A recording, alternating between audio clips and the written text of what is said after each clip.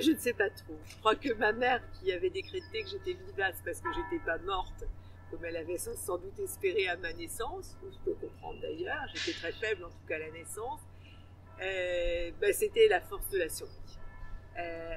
Et je crois que dans cette survie, il y avait des éléments des bonnes fées. Il y avait mon père qui voulait en effet que je vive.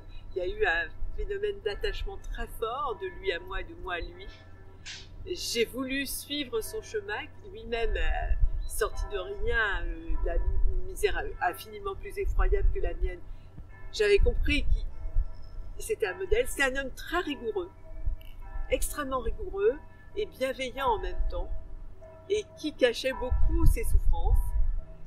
Et il souriait même dans l'adversité, donc je l'ai copié.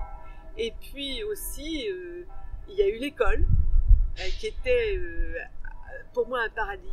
J'étais un peu comme ces enfants indiens ou sud-américains qui peuvent aller à l'école, et quand ils peuvent aller à l'école, ils sont les premiers à arriver le matin une demi-heure avant. Moi j'ai fait ça, pour quitter la maison.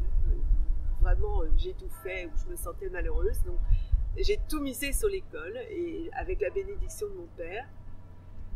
Et puis, je crois aussi que j'ai eu de la chance. C'est-à-dire que je pense que quand on a une mère rejetante au sens clinique du terme, c'est quand même très lourd sur un enfant.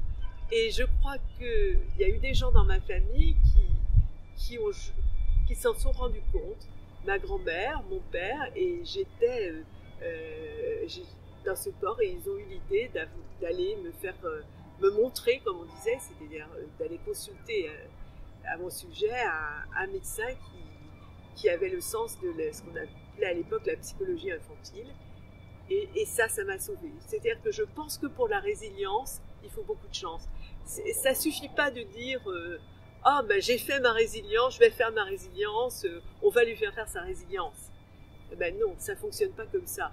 Pour réparer et faire quelque chose de ses souffrances, parce que c'est ça la résilience, il faut trouver les bonnes personnes au bon moment, et ça a été mon cas. Donc, je pense que beaucoup d'enfants, dans mon cas, parce qu'il y en a pas mal, n'ont pas eu cette chance.